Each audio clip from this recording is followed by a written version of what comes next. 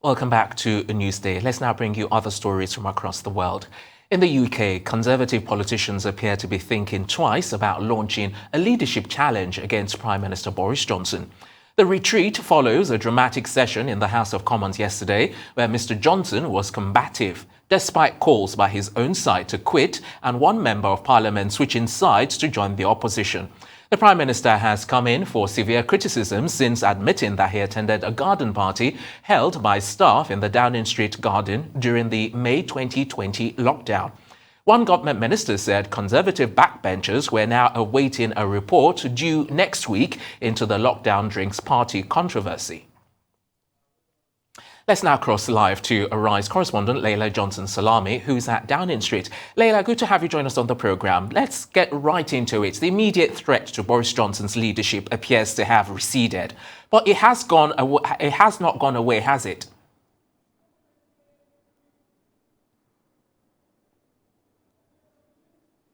No, Takumba, it certainly has not gone away until next week when we hear back regarding the inquiry that Sue Gray, the civil servant that's leading the inquiry, is looking into. This certainly hasn't gone away for Boris Johnson. There are still a number of MPs that haven't retracted on their letters of no confidence, and things aren't necessarily looking great. So this situation, I would say, hasn't gone away just yet. Things are definitely calmer today. I mean, yesterday was a very busy day with the Prime Minister's questions and the grilling that the Prime Minister had to go through. But to say things have gone away wouldn't be accurate, because there's still a huge... There's still a number of people who don't believe that the Prime Minister should be in office, who believe that the Prime Minister should resign. And until we hear back from the official inquiry, no, we can't say that it's gone away just yet. He's not out of the woods. At all. And it seems much of Prime Minister Johnson's future actually lies in the contents of the report that we're all waiting for into this lockdown drinks parties that's being carried out right about now. Can you tell us more about this report?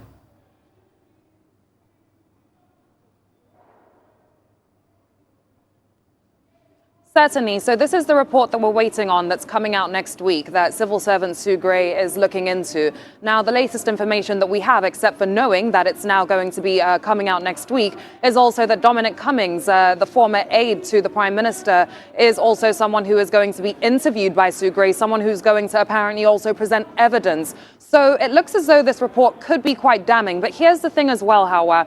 We can't forget that Sue Gray being a civil servant under this government essentially means that she works for Boris Johnson. Usually cases like this would be assigned by the Prime Minister for the Prime Minister and not necessarily against the Prime Minister, which is why there's also a lot of advocacy for this to have been an independent investigation. But of course, that's not the case. Now, at the same time, Sue Gray can't necessarily come out giving Boris Johnson a slap on the wrist, because that's not going to be great for the Tory party, because as we already know, this is a Prime Minister who has apologized, therefore recognizing that things were done that were wrong, and a Prime Minister that's seriously in question for misleading Parliament or allegedly misleading Parliament. Under the Ministerial Code in the UK, I believe section 1.3c, it states that you can't, as an MP, knowingly address Parliament with false information and not resign. So there are several questions here as to, one, whether Boris Johnson did in fact mislead Parliament, and if that's the case, should he still be in office? Well, according to the Ministerial Code,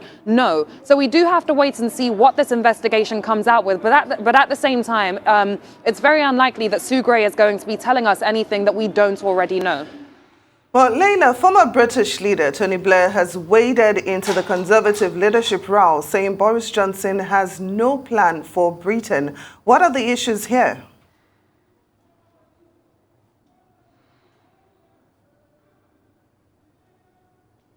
So this was actually announced today, and this is quite breaking news. The former Prime Minister, Sir Tony Blair, set out to claim that Boris Johnson has no coherent blueprint, like you said, for dealing with major challenges that the UK is facing. So the question that the former Prime Minister was asking is Boris Johnson someone who is equipped to address the major changes resulting from Brexit, also to the ambition to be carbon neutral in the UK in the next 25 years?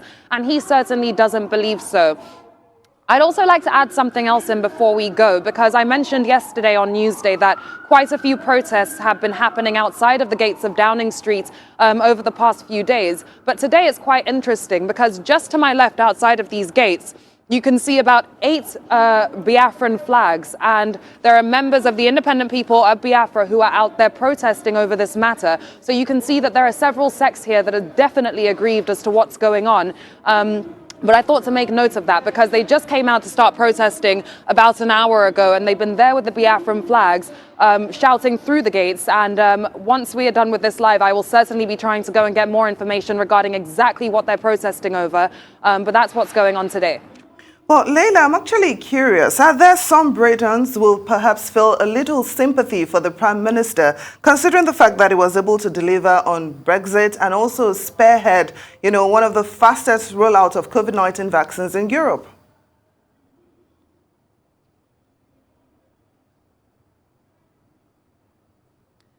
Well, you'll always have people who feel loyal enough to be sympathetic, but at the end of the day, it's just simply not the majority. Most people in the UK are extremely aggrieved. This is a pandemic that has claimed so many lives.